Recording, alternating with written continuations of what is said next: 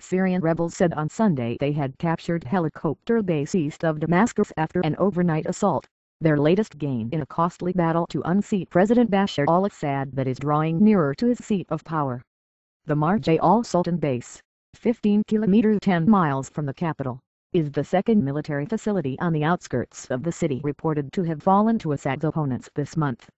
Activists said rebels had destroyed 2 helicopters and taken 15 prisoners.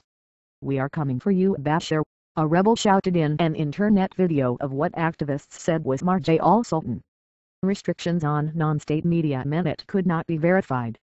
The rebels have been firming their hold on farmland and urban centers to the east and northeast of Damascus while a major battle has been underway for a week in the suburb of Daraya near the main highway south. "We are seeing the starting signs of the rebel siege of Damascus," veteran opposition campaigner Fawaz Tello said from Berlin. Marj al-Sultan is very near to the Damascus airport road and to the airport itself.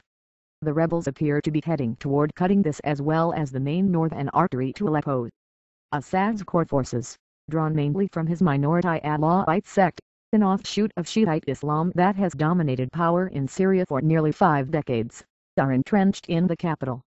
They also have devastating air superiority, although they have failed to prevent rebels increasing their presence on the edge of the capital and in neighborhoods on the periphery. The Western diplomat following the fighting said Assad still had the upper hand. "The army will allow positions to fall here and there, but it can still easily muster the strength to drive back the rebels where it sees a danger," the diplomat said. "The rebels are very short of international support and they do not have the supplies to keep up a sustained fight, especially in Damascus." Iran condemns Patriot plan. Iran said Turkey's request to NATO to deploy Patriot defensive missiles near its border with Syria would add to problems in the region, where Iran is pitted against mostly Sunni Turkey and Gulf Sunni powers. Iran's Shiite rulers have stepped up support for Assad while Sunni Arab powers helped forge a new opposition coalition this month recognized by France and Britain as the sole representative of the Syrians. Syria has called the missile request provocative, saying it as a first step toward a no-fly zone over Syrian airspace which the opposition is seeking to help them hold territory against an enemy with overwhelming firepower from the air. Most foreign powers are reluctant to go that far. NATO has said the possible deployment of the missiles was purely defensive. The U.S.-led Western Alliance has had some talks on the request but has yet to take a decision. Turkey fears security on its border may crumble as the Syrian army fights harder against the rebels, some of whom have enjoyed sanctuary in Turkey in their 20-month-old revolt against Assad's rule. Ankara has scrambled fighter jets and returned fire after stray Syrian shells and mortar bombs from heavy fighting along the border landed in its territory. More than 120,000 Syrian refugees are sheltering in camps in southern Turkey and more are expected with winter setting in and millions of people estimated to be short of food inside Syria.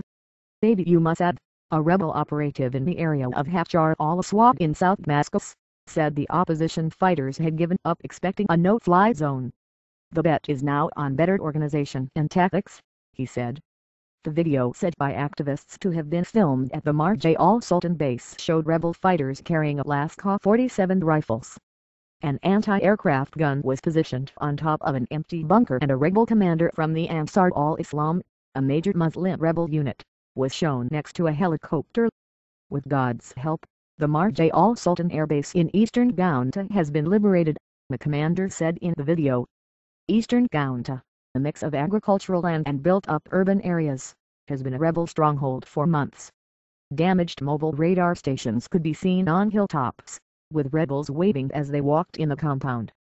Footage from Saturday evening showed rebels firing rocket-propelled grenades at the base, and what appeared to be a helicopter engulfed in flames. Last week rebels briefly captured an air defense base near the southern Damascus district of Hajar al-Aswad, seizing weapons and equipment before pulling out to avoid retaliation from Assad's air force.